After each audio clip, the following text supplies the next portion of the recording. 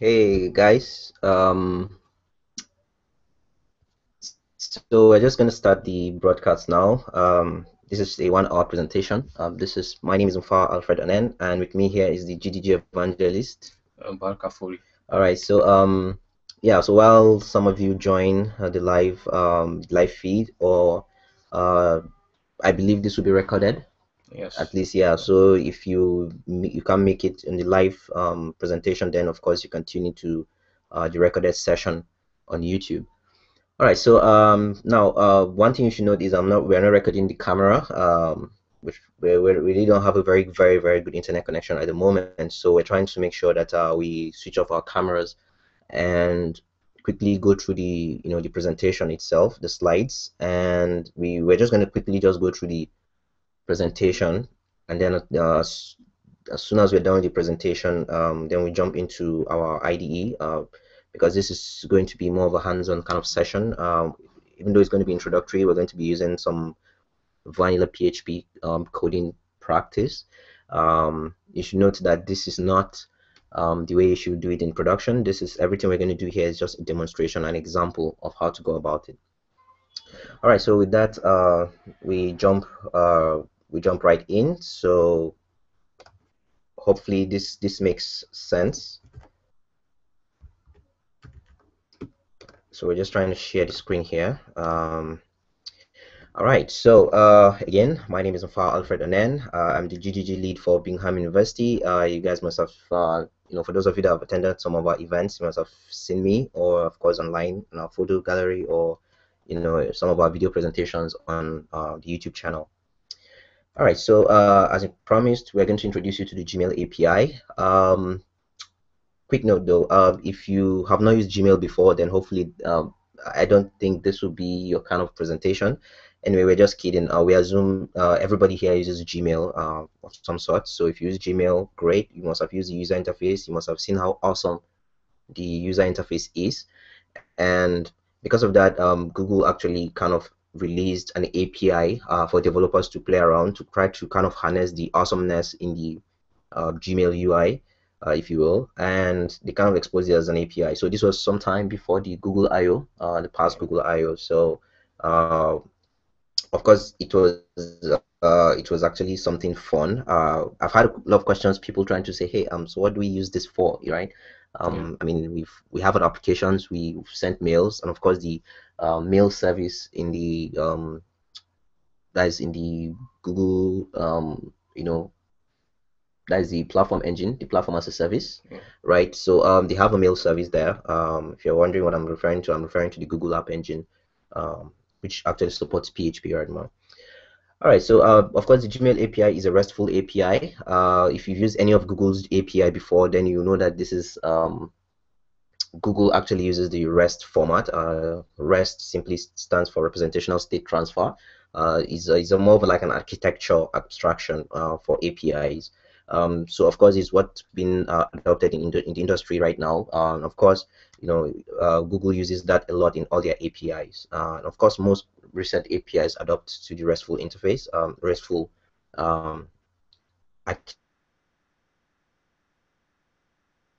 architecture.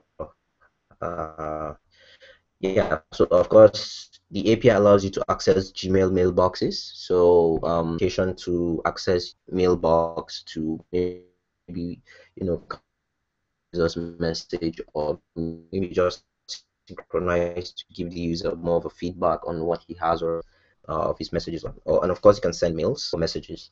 Now, the API supports all the functionality, uh, available through the Gmail.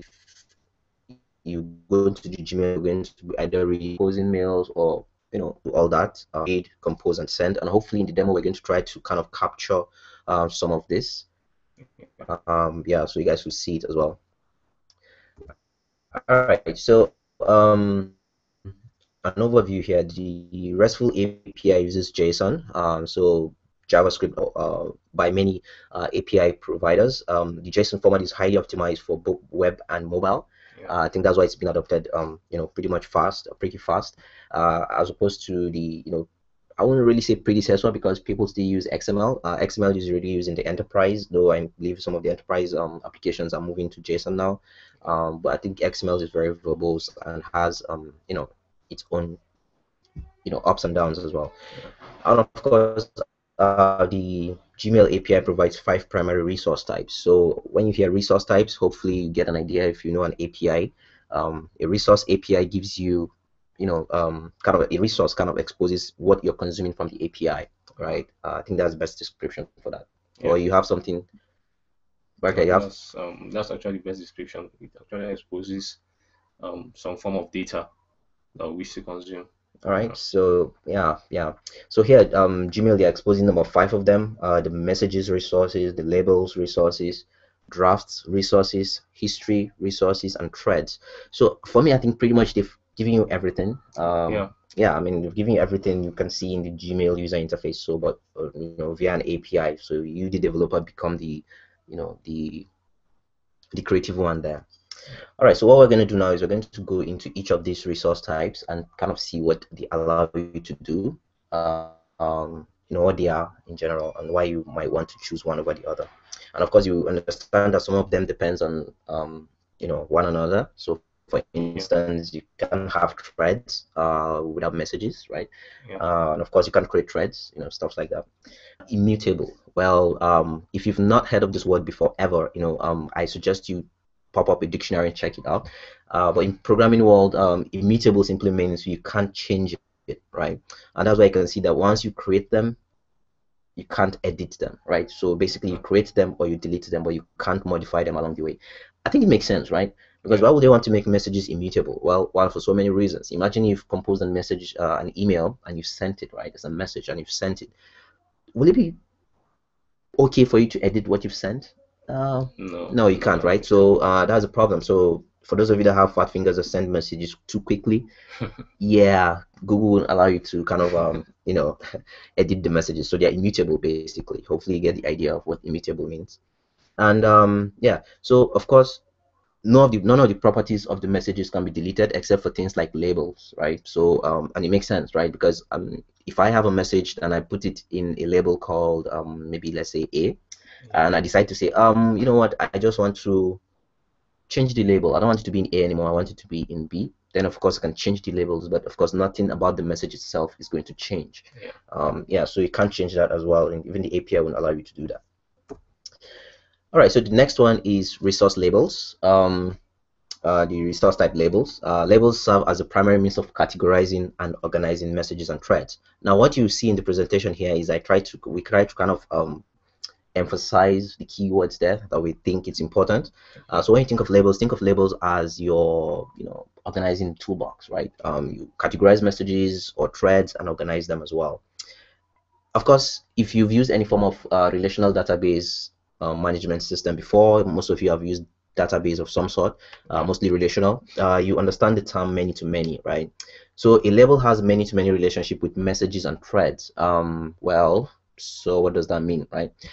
Well, a single message may have multiple labels applied to it. So you can have one message and you can say, okay, this message should be given the label, A should be given the label B and C, right? So that's many. And of course, you can apply a single label to multiple messages as well, right? So you have one messages with multiple labels, and then you have multiple labels. You have one label applied to multiple messages. Hopefully, that makes sense, right? In fact, if you're wondering what labels are, examples are inbox, sent, trash, and spam. Now, these are actually referred to as system labels in Gmail. They refer to these as system labels. What that means is you cannot create any of these messages, see it like more of a keyword, if you will. And of course, every other thing you create outside this, yes, you can create them. You can create, my cat, my farm. It could just be any label you want to create. Of course, allows you to do that. Of course, the API will actually expose some endpoints for you to do that as well. All right. Now the next one here is drafts, right? In its simplest form, drafts are unsent messages, right? So of course that makes sense. If you go to the Gmail user interface and you start preparing a message, and then all of a sudden, you decide not to send it. You just want to, maybe finish it later, or some other time. Of course, what's going to happen is it's going to be saved in the drafts, right? So it's going to be considered as a draft, and of course, the draft will just be given the label draft, and of course, pending when you send the message as well.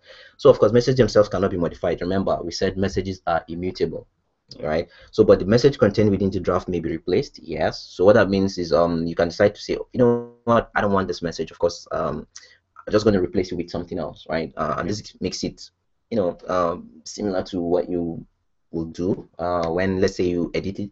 So what the user interface of Gmail allows you to do is try to deceive you somehow, because you feel like you're trying to edit the message. But what happens is, when it saves the state of one of your messages in the draft, and you come back to it and you make some changes, what the API does is it's going to replace what you had before, and put the new whatever you've done, right, on it. So that's why it's like that. So it gives you the feeling like you can modify, but really you're not really modifying it. And of course, once you send the message, then it's automatically deleted from the drafts folder as a draft. And of course, it creates the message now. Remember, the message is whatever you need to send to your receivers, and of course, it's actually attached to the send system label, like we mentioned, send, right? All right, so the next one here is history. History is a little bit unique in such that it's really not the core of an API. What Google allows you to do here is, they allow you to create clients here. So let's say you create your own email client, and you want for the users to be able to kind of refresh to see if there are new messages as well. So the history API allows you to do that, because then again, if you don't modify the, like, if you try to kind of pull all the changes, it's going to be tedious. Of course, you're going to be using a lot of network resources. You're going to be using a lot of your API calls. So what they've created here is a way for you to pull the history and see. So the history will only contain what has changed, right? So the moment you have IDs of whatever has changed, then you can use it to pick those messages and of course use them. What you need to know also is that those changes, the history API just stores as far as 30 days, right? So if you have a client, or you use a client that has been out of sync for, let's say, more than 30 days, then you need to do what's called manual authentication page. Of course, you have some instructions on how to do manual synchronization as well. All right, so last but not least, this is threads. Threads are just collection of messages, right, that represent a conversation. So look at threads as, I believe everyone here knows how to chat. So basically look at threads as a chatting system. A message has to be created first, right? So when you create a message, it's been put inside a thread, and when somebody replies to that message, then of course the threads, kind of is being created, and then you have messages stored within the threads. And like you see here, it just tries to make a collection of those messages, So one thing you should note also is threads cannot be created. So unlike the rest of the resources, you cannot create threads. Basically, you need to just put messages inside threads, if that makes sense. Basically, that's all the Google API allows you to do. And it tries to, I'm sure it's going to make sense to you guys to say, you know what, I'm going to use, threads to kind of organize and collect some bunch of messages there. Of course, if you want to, you can do that. The API allows you to do that as well. All right, so next is the authorization and scopes. So if you've used any of Google's API before, then you know what this slide is trying to refer to. But if you've not, Google uses what's called the OAuth 2 authorization flow. I suggest you check that out after the presentation. OAuth 2 allows you to kind of have a flow where the user has to be the one to consent, application. So application request for a permission. Hey, could you please grant me permission to read your mailboxes or to kind of compose stuff within your mail. So it's for the user to say yes. So that's how the authorization doesn't have to store in your own database, of course, because then again, people will feel insecure. They might not trust your app, and then of course they try to say no to your app. Yeah. So of course, when they have a party like Google that they've entrusted their passwords and secrets to, then it makes sense for you to forward whatever your application is doing to Google, and then Google now asks the user to kind of, if you would like to give them permission to use whatever you want to use. Yeah, so and because you're using OAuth 2, then you'll have to generate your client credentials from the Google Developers Console. So like I said, if you've done this before, you know what I'm referring to. Otherwise, we're going to show you the Google Developers Console and how to generate your client keys. Yeah. Of course, the application, in addition to the permission it's requesting, will have to also kind of specify what's called a scope. Now a scope, even though it's English, basically tells you the boundary at which you're going to actually have access to. So what Yeah. that means is, which part of the resources can I get access to? Can I delete a message? Can I create a message? Can I just kind of just read the message, or can I just compose messages or just create drafts, Yeah. stuff like that. So the scopes actually allows you to kind of narrow down the set of features you can use on the resources. All right, so of course, these are the scopes that the Gmail API exposes. So the first one here is the most dangerous scope of all. I call it dangerous because it gives you full access to the account. Now, what does full access mean in this case? You notice that we've actually highlighted immediately and permanently. So what that means is if you make a mistake, your app can end up permanently deleting a user's message, right? Yeah. And sometimes, users could be picky because they believe your app is really creating some disruption in their place.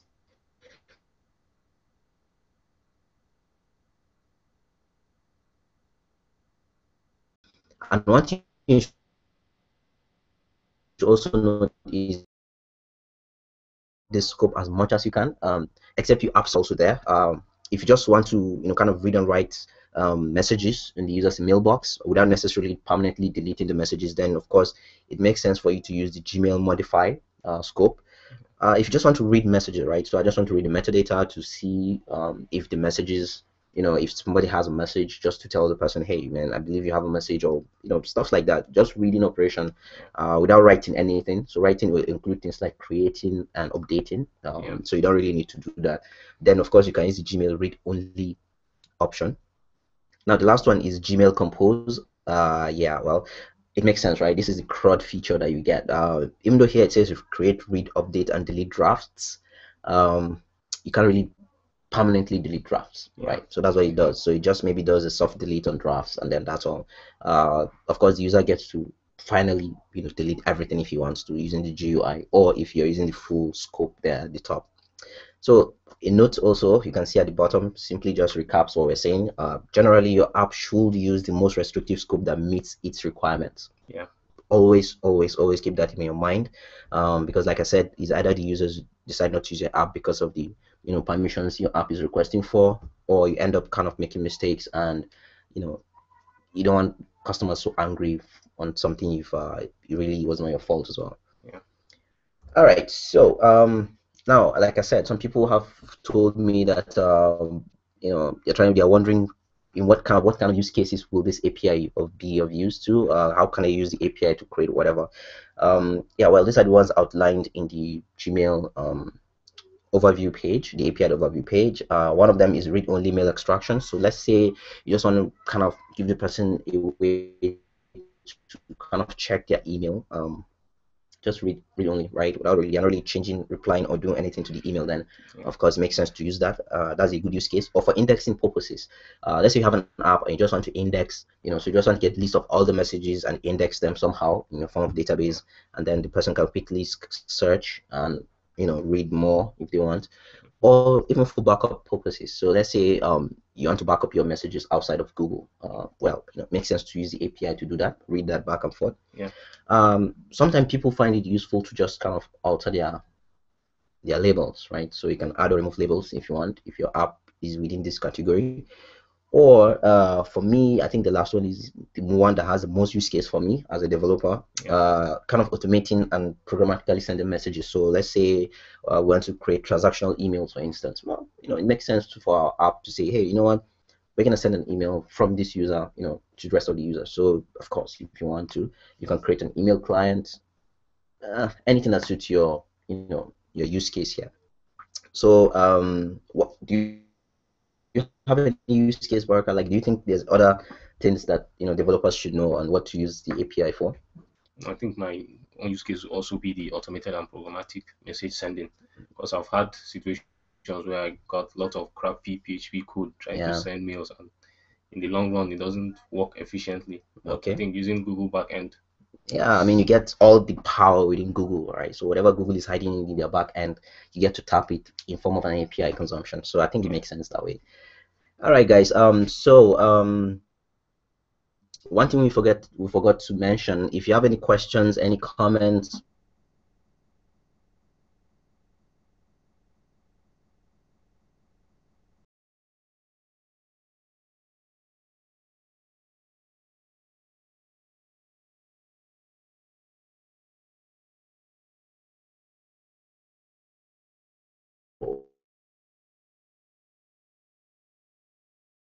you know, anything right now, there's a Q&A box right in the Hangout box. So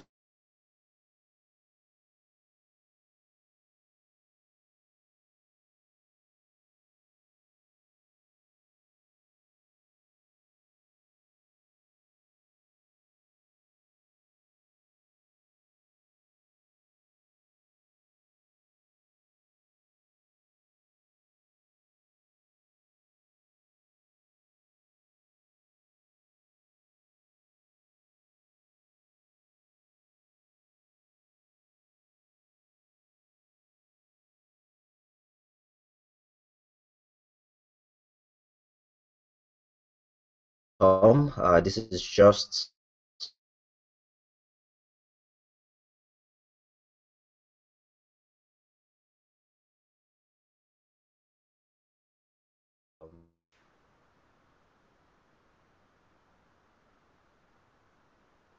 page that we created, so gmail.php. If you will stuff, like I said, I would prefer to create this things from scratch, so exactly what's happening. The first thing you want to do, obviously, is to use sessions. So I'm going to show you why we need to use sessions here. And by the way, if you're wondering why I use some of those, what some things I use, we're going to explain exactly why we need to create that, right? All right. So, but before we do this, before we get to this is using the Composer package manager, right? Yeah. So, the first thing I want to do, hopefully this works yeah. as expected, is I'm going to create a file. I'm just going to call it composer.json file, and I have a snippet here that allows me to type some stuff. So let me switch to the presentation mode. Hopefully, you get to see it better. So, all right. So I'm hoping we're in presentation mode. Yeah. I'm not sure if they can see it right now. So let me just go to. Okay. So let's see. All right, so hopefully they're seeing the presentation right now. Anyway, I'm just trying to check just to make sure we don't record an empty screen for the users. Yeah. All right, so we're just going to use our namespace here. So we're going to call this Gmail API. Hopefully it makes sense. All right, so the next one is a description. So a demo for PHP, Gmail API with PHP, just to describe what we're doing here. The next thing here, we're going to use specify the dependency. So the first thing we need is the Google API client here. So we're going to use the development version, of course, the master branch. That's what this means. The next thing we're going to use is we're going to use a couple of dependencies here. So the first one is mail mime. Please bear with me with the mail mime. We're going to describe what the mail mime expects. You kind of create a mime message type when trying to send a message, or use it for some other things. So you're going to see that as an example here. All right, so dev master. So we're going to use another package here, which is called peer exception. So this allows us to kind of capture the peer's exceptions, all the exceptions thrown by peer packages as well. All right, so this is all.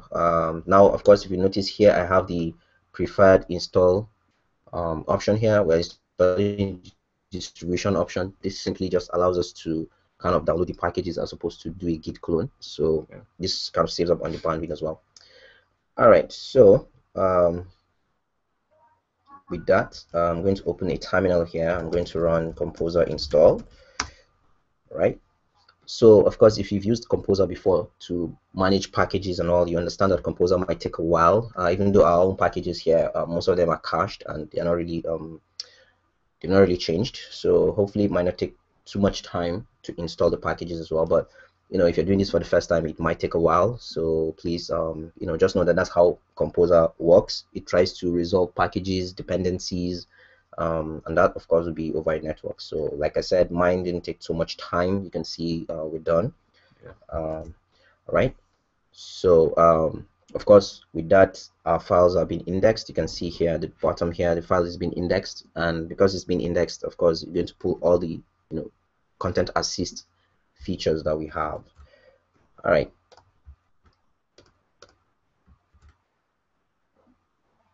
All right. So hopefully you get to exit presentation mode.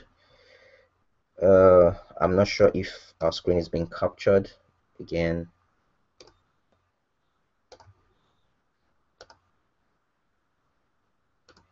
Okay, so hopefully this captures the screen. All right, so so the first thing here, you can see we already have a vendor directory going on. So the vendor directory allows us to connect to kind of autoload all our dependencies in one place, so it makes it very easy. Of course, I'm just going to go ahead and open the Gmail, the PHP file. This is an empty file, so hopefully we're capturing this. Okay, yeah, we are. All right, so let me see if this is going to work actually. So the first thing we're going to do, let me switch to presentation mode. I'm not sure if we're capturing the presentation mode, so that's the problem. Okay then. All right, so the first thing we want to do is start our session. So we run the session start. This is just to, all right, what we want to do here is to say, okay, with the session started, let's go ahead and do a couple of checks, right? So of course, the first thing we need to do is we need our API credentials. So to do that, let's just go ahead and create an object. So this is going to be new Google. Let's just call it new client. So of course, you can pass an array of options to the Google API, or you can set it directly on the object, if you will. All right. So if you're wondering what that means, yeah, so we're going to set a couple of stuff. So the first thing we want to set is the client ID.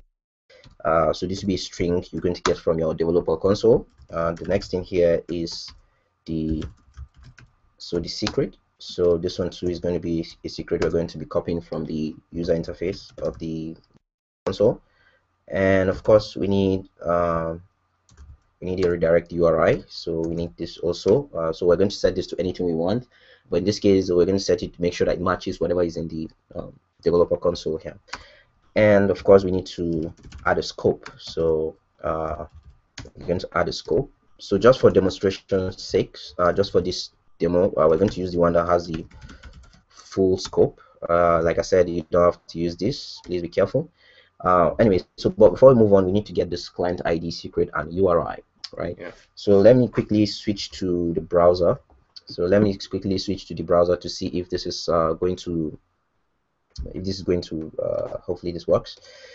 All right, so the browser, so we're in the Google Developer Console page.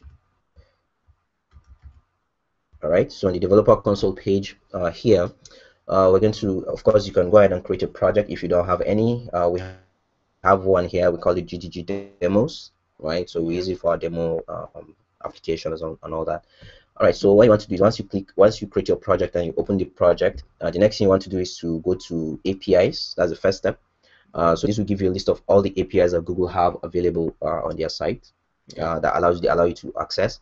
So you want to make sure that the Gmail API is turned to on. Now, because we've actually turned this on, that's why it's actually appearing here. But you might have to go and find it or hunt it somewhere, on the page. All right, so with that in mind, I think what we want to do now is to you know, quickly go to credentials. So once you have the API enabled, so you want to go to credentials. So here I can see we already have credentials we created for, you know, one of the projects. Yeah. Also, please, we're going to delete these credentials immediately after the Demo. after the demo. So this will not be of use to you actually, because it's not going to be available. But what I suggest you do is make sure you have an account and create your own API keys. Yeah. Right? Of course, it's free, so why copy somebody's APIs?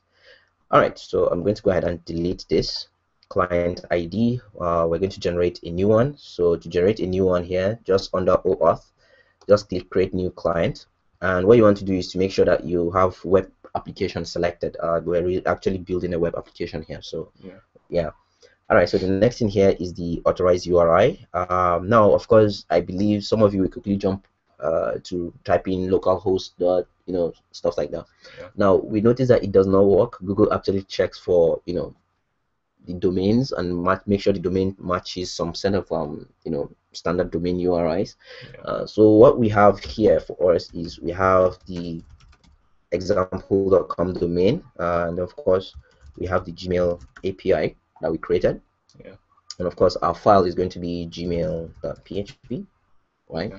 So this will have to be our, you know, redirect URI.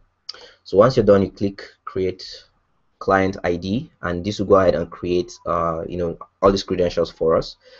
So once you just copy and paste this, so where you have client ID, you're going to copy it and put it in your, you know, so we're going to put it, so I'm just going to go ahead and populate it.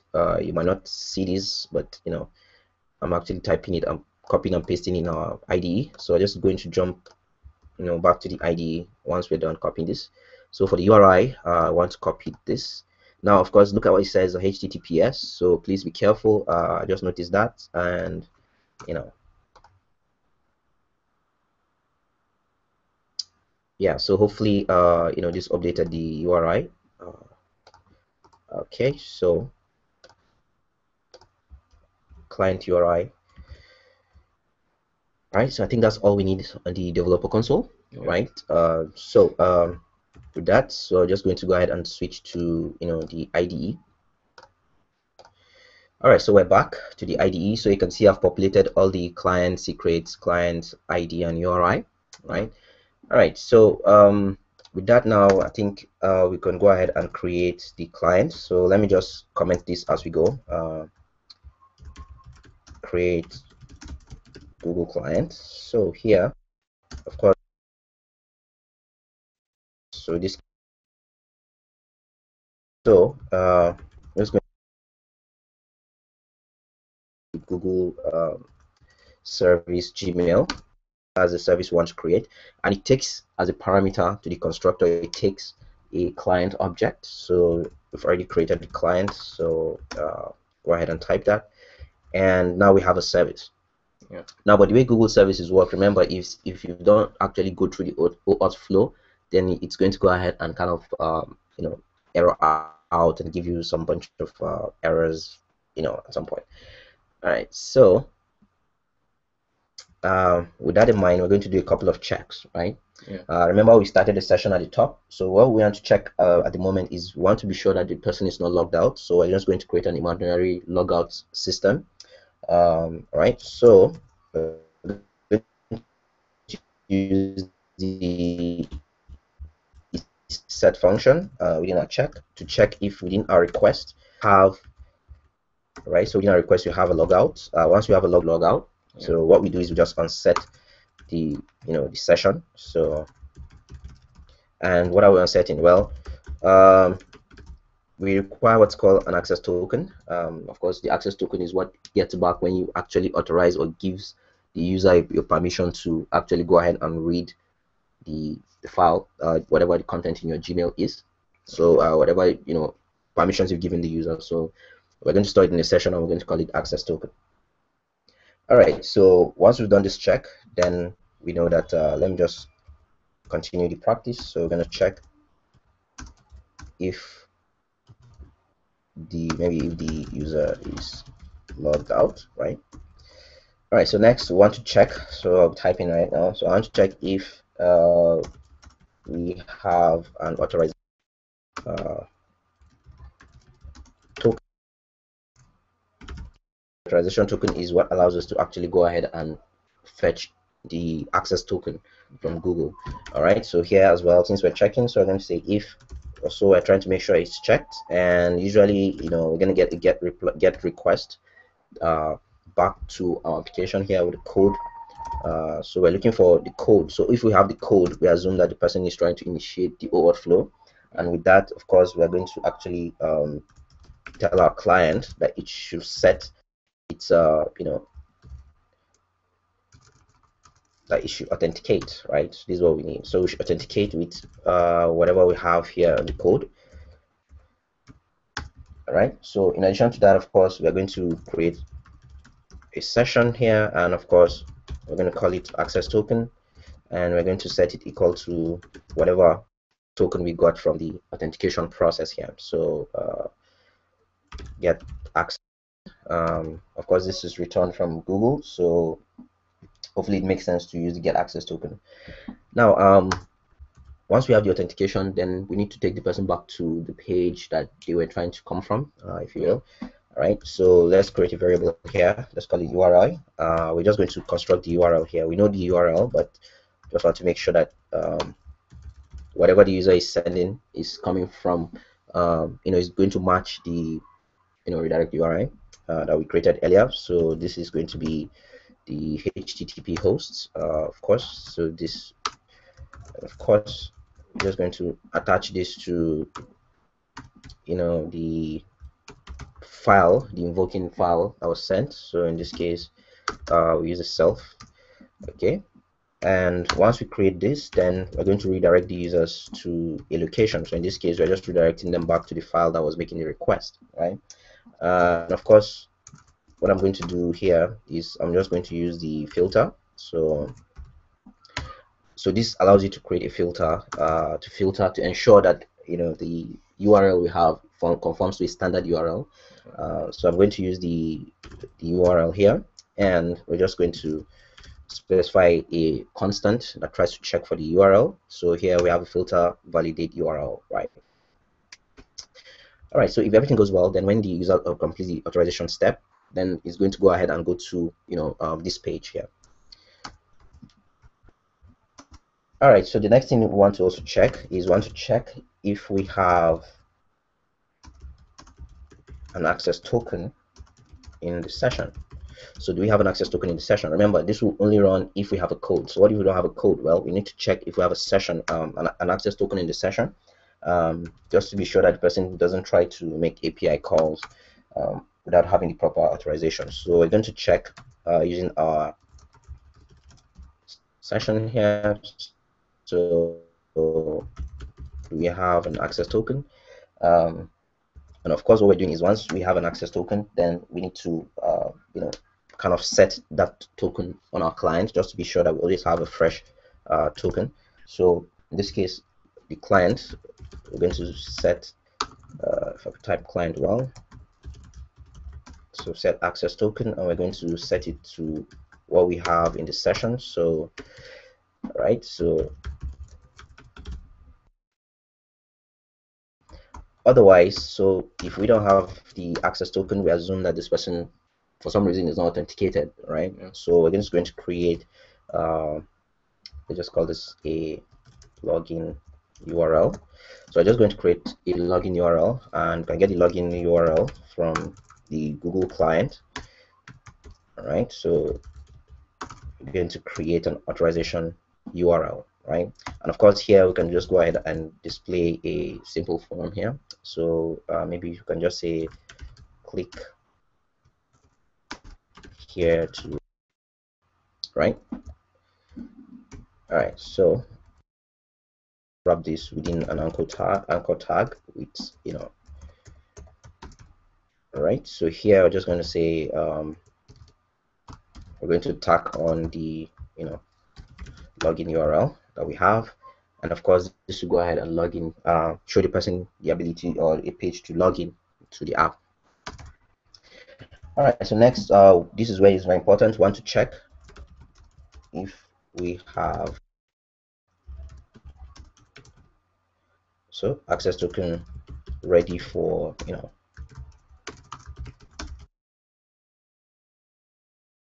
comments I'm putting just to make it easy for you to understand what we're doing at each phase. You don't have to do all this, for instance. And of course, here we just want to do a couple of checks again. So if we have, or if it's set within the session right now, so we're just going to do a similar check. And this time around, we want to make sure that our client access token. So if the two of them are set, then we can go ahead and start making API calls. Otherwise, there's nothing to do, right? Yeah. So this is where we make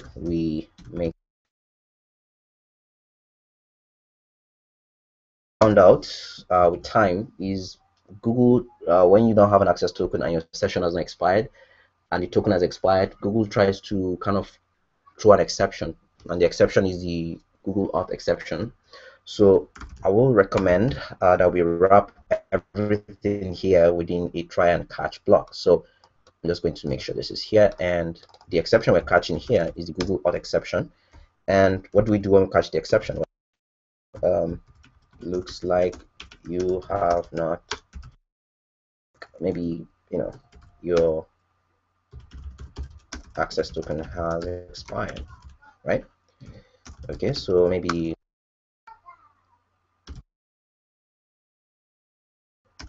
login. We can go ahead and tack on a link, right? So hopefully we still get to reuse the link we have earlier. So,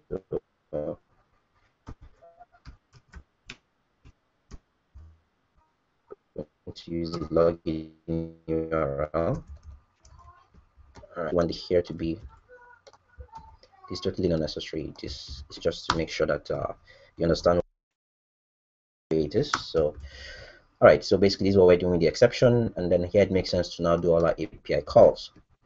So now hopefully we've not made any mistakes. We're going to check it. We're going to share the screen in the browser to show you what is happening, but now we get to make the API calls. Yeah. All right, so the first thing we need to do here is let's quickly demonstrate what it means to just make an API call, right? So we want to get the list of messages, hopefully from the email client.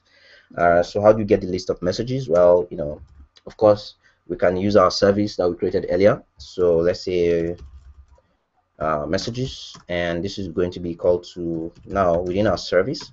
If you notice now, our service gives us all the the endpoints we refer to under users. So you can see users underscore messages, users underscore drafts, history, labels, and threads, right? So in this case, we just want to get the list of messages, users messages. So we're going to use users messages, and off of that, we're going to go ahead and list the users messages. So now we have to provide some list of options here. The first one here is the user ID. Now we are referring to the user ID of the currently authenticated user. So you can use a special keyword me, or you can type the email address of the user. And then of course the next thing you can do, you can pass it an option. So here the option could be like only fetch me 5 results or 2 results. So just to show an example, we can say okay, max results, and we just want it to return only 2 messages, right? So this could just be an example. Of course, you can go ahead and say, okay, label IDs. Then you specify the type of messages you want. So for instance, you can say label IDs. And of course, you can go ahead and specify things like maybe just inbox, all the messages in inbox. That's all you want, right? All right, so just to test, we're just going to do a trivial var dump, right? So, and we're just going to exit the script. All right, so I'm going to jump back to to the browser here. So jumping back to our browser, and what we can do is we can type dev example. So we have Gmail API, gmail.php. All right, so get ready for bugs here. All right, so class Google client not found. Yay. And of course a lot of you must have picked that up. So quickly going back to our screen share, going to share the ID again, And this time around at the top, you notice we started calling the Google API client, but there's no reference to that. So in this case, my mistake. So include autoloader. So in this case, we're just going to go ahead and require the autoloader. So vendors, okay, and autoloader. All right. So let's go back again and to the browser. And this time around, if we refresh, then everything works correctly. I think the browser should do better than this so that you guys get to see it. So here you can see click here to log in, and of course if I click that place to log in, then you can see that it brings us to the account chooser, right? And if I click on my accounts here and we say, remember we said the max result should be 2. Yeah, so what happened was we had a Google exception. Remember, I've not caught this exception per se, but what we did was we kind of created what's called label IDs. So guys, we're going to be jumping, back and forth. So just to drill this in your mind. So here I called it label IDs, but I think it's label IDs. So let's go ahead again and share the screen and refresh. All right, so hopefully if we don't have any mistakes now, you can see the messages. So whoa, this is too big, right? So let's, I just zoom this when necessary. All right, so now you can see that we've gotten a response from the API. So it means what we've done is correct. What we have here is a Google Service Gmail message. So that's what we have. We have it as an array, right? And one thing you need to know is our 2 messages here. So they are contained within this array here. So 0 and 1, right?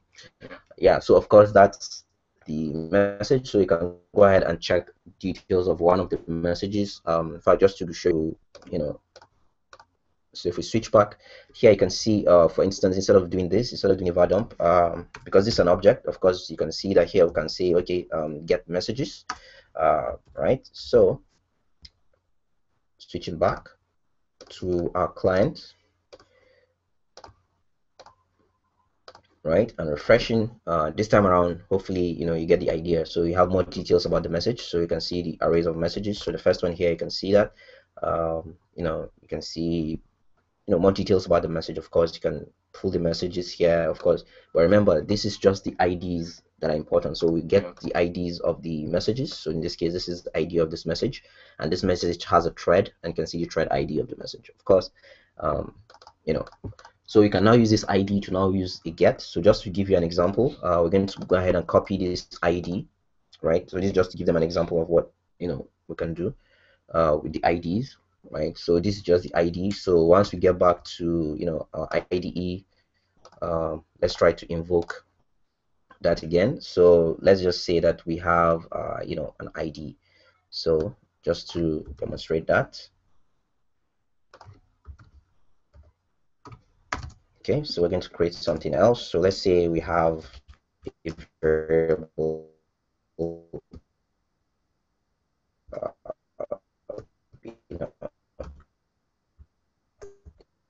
just a string ID.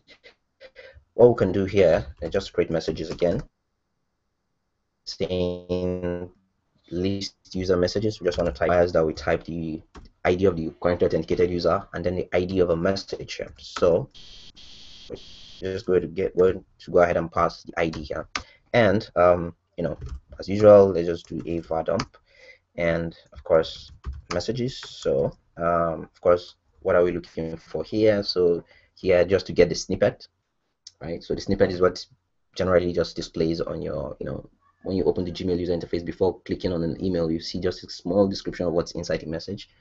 So that's a snippet. So right, so hopefully this will work. So let's go ahead and share the screen again and refresh. All right, so hopefully you get the idea. We have the one of the snippets being returned. Of course, you can read so much about the API, and if you're wondering where to read that, just go to this URL, developers.google.com/gmail API view and reference. Here you can see almost everything we've been playing with. So we've been playing with the users messages. So I just showed you the list and the get. Of course, you can insert messages. Of course, you can send messages and all that. All right, so and of course, just want to make sure that this actually gets into your mind. So let's just quickly send an email, and then we can actually just end the demo here. Just show you one of the examples we want you guys to use as a starter kit. Okay, so all right, so back to our screen share here.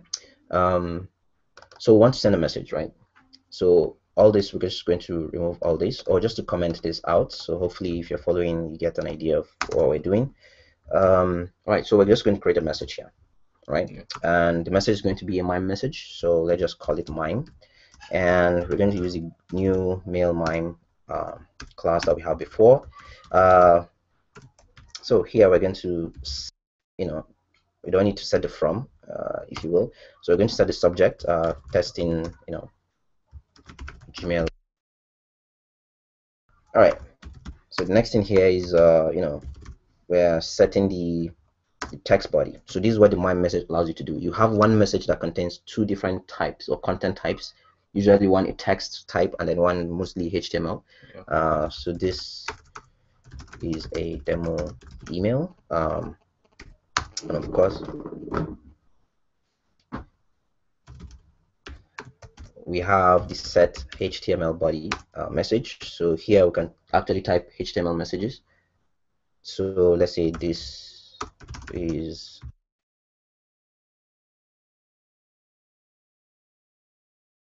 of course, HTML, just to prove the point that this would be the HTML message. And of course, what do we missing? Well, if you want to put a copy, of course, you can add a carbon copy here and type the email of the person you want to send the carbon copy to. So in this case, I'm going to type, I have a Hotmail account. So, and of course, you can put, you can add a blind copy if you want. So I just type, this email. All right, so this is just to give you an example. We have a subject, the content of the messages, and then what we have to send. And what we need to do now is to create a variable. Let's just call this message body. All right, so within the message body, we're going to say MIME, get message. All right, so this will go ahead and kind of store the content of the MIME messages here. Now, next, what we need to do is we need to encode the message. Here is we're going to be using a helper that we've created. So just to give you a recap of the helper, we have a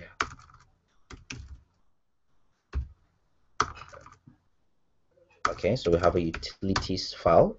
This utility file is going to kind of contain a snippet for a gist that I've created for a base64 URL encode. So quickly, just to share the screen with you again. Yeah, so this is the helper file. It's a base64 URL encode, URL safe encode. Of course, you can copy and paste this. Just make sure that don't copy any weird artifacts. So I'm just going to go ahead and copy this, and going back to our slides, I'm just going to paste this and close that. All right, so now what we can do is we can actually require our helpers and utilities.php file. That way we get all the functions available to us. All right, so what do I want to do here? Well, we want to run the base for URL encode. Okay, so hopefully this makes sense. And next thing you want to do here is to just create the message, right, and send the message. So of course we're going to use the service, in this case users, and this time around we're going to use send. All right, so if you look at the send messages, we need the authenticated user's ID, and we need to post the body, and the body is going to be a Google service Gmail message. So I'm going to show you how we're going to create that. And of course, if you have any options, then you can go ahead and do that as well. All right, so this would be the message. So remember, I've not created message, so let's go ahead and create message. So message is service Gmail message. Yeah, so it's going to be that. within the message now, we're going to call this set raw. This will be what we set the raw content of the message, and this will be equal to message body. Okay, now we have that, and what we can do just to verify is to do a var dump and var dump of send and exit, just to be sure. All right, so now that we have that, we're going to go ahead and share the screen one more time with you, and going back to our example, we're just going to go ahead and refresh this. All right, so on a cut exception here, let's see, we have an exception here, so that's weird. So invalid value for byte string mime content type. All right, so it looks like our mime message got created, but our base64 URL encode is not working. All right, it's fine, guys. Remember we prayed, right? So demo prayer. All right, so for some reason we're having some weird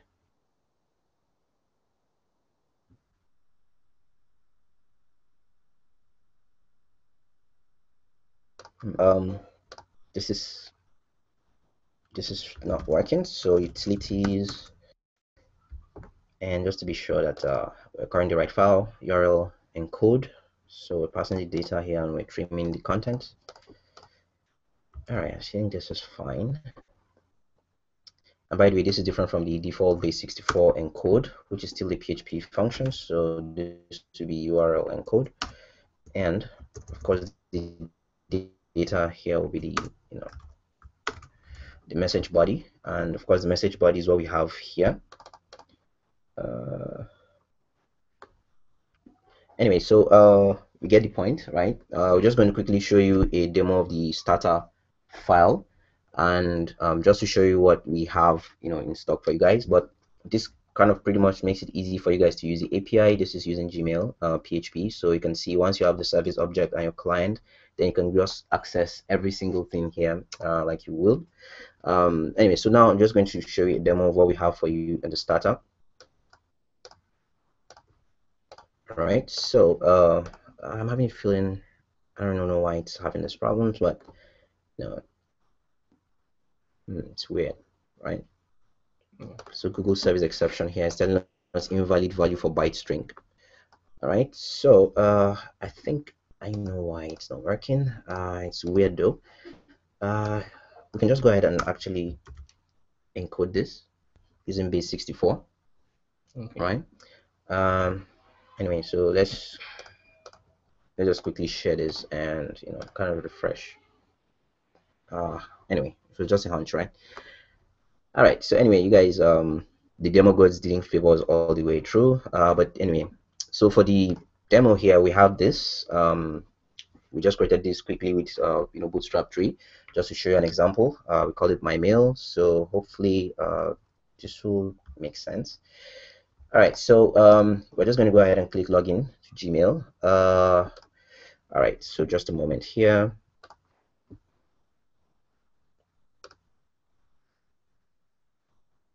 All right, so let me see if I can pull this off. So let's see. All right, so I just want to open. All right, so let's just go ahead and open the demo. I think I know why it's failing as well. We have a config file, and we need to copy, the new client credentials here. So that's why it's failing. Okay. So maybe we just need to create a new client.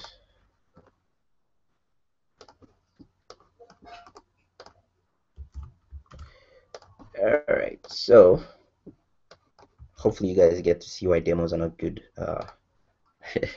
They're really always good. Yeah. So just going to go ahead and create a new set of keys, and this time around I'm just going to quickly copy them to the editor. Even though this is behind the scenes, hopefully it makes sense to you guys. All right, so copy client secret.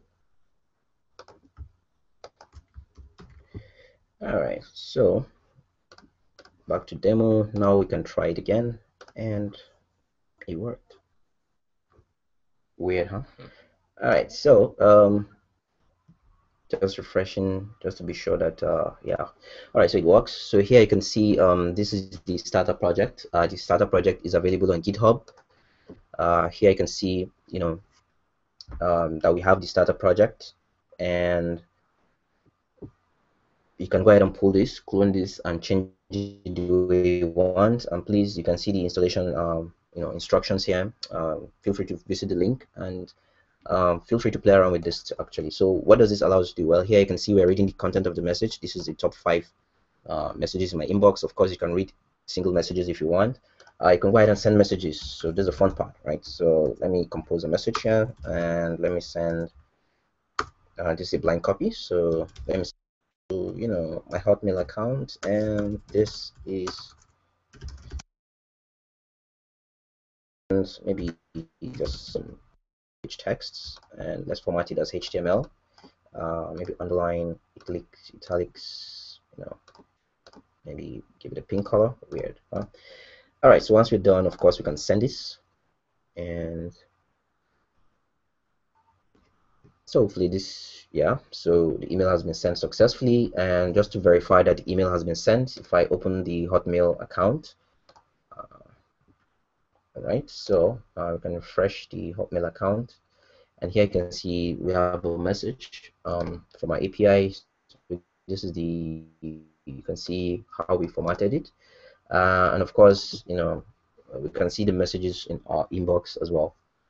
All right, so that's demo. Of course, you can save as draft, and so feel free to check the code, and if you have any questions, please send it to us. We're really out of time right now. Hopefully this had made sense to you guys. If you have any questions, but just to recap, so I'm going to kind of pull back the slides again. Okay, so I'm sharing the wrong slides. All right, so yeah, so we've put together all these helpful links, and hopefully this will be useful for you guys. GDG Bingham University and our Twitter handle. The next one there is the Gmail API documentation. So everything we're doing here are the thorough documentation of the API. Of course, we showed you the developer console and the link to the Gmail PHP API starter. I think we're going to post a link, anyway, I think this is fine on the presentation, but we're going to post a link to this in the description of the video as well. Yeah. And this is a link to the PHP basics for URL helper function. We're still using it in the starter as well. Showed you we use the PHP Storm IDE. We used Composer to install the dependencies and the packages. We use Bower and Twitter Bootstrap to build the starter project that you've seen. So if you look at the documentation, hopefully it makes sense to you guys. And thank you. And we hope you've kind of learned one or two things here. Barka, I don't know if you have something to say. And while this is going on, you can feel free to jump to the Q&A to ask questions. There's a Q&A tab right there, so feel free to answer questions, ask your questions, and we hope to. All right. All right, so we have somebody that has had problems with the network. All right, so let's see. So hopefully this will be recorded, right? So feel free to go back and check it when you have a very good network. Hopefully our network was not too bad. If it was, then hopefully we get to do a follow-up screencast. Yeah. But hopefully we've covered quite a few things we feel it's important. That's what we feel, right? So anyway, looks like Precious, uh, you know, might be telling us that the network is bad. Hopefully, yeah. So this we're doing this not in the school environment, so for some reason the network is not too good. Otherwise you would have seen our lovely faces, hopefully. But for now, I think this has served the point. Yeah. So feel free to kind of drop us a comment even after these. You can still ask questions after the presentation. We'll kind of monitor the channel. Barka, do you have an addition And before you say just bye bye? I just want to say I've learned a lot actually in implementing the Gmail API functions. It's Yeah, actually easier than using up to 150. even though the authorization flow, Yeah. I think basically it's not that hard. I mean, Google have tried so much to make it easier for developers to just get it done and just pull it in. And I recommend you use a very good IDE. Now I know there's this war between people saying, you know what, IDE is bad for you, just use a text editor. I know, right? The point, what makes you a good programmer is not necessarily how tough you are in the programming realm, is actually how efficient and fast you can code, and very, very perfectly. So that's what IDEs are for, in my opinion. So feel free to debate this, but I think I stand with the people that says IDE is still good.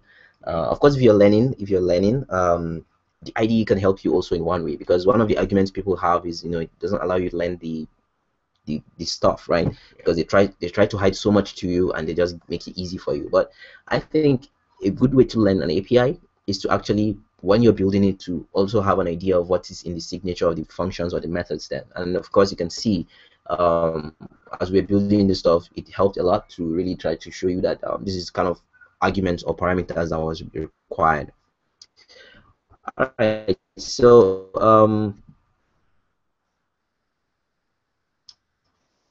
I think that should wrap it up, and we hope to see you guys in the next Hangouts, and of course for us as well.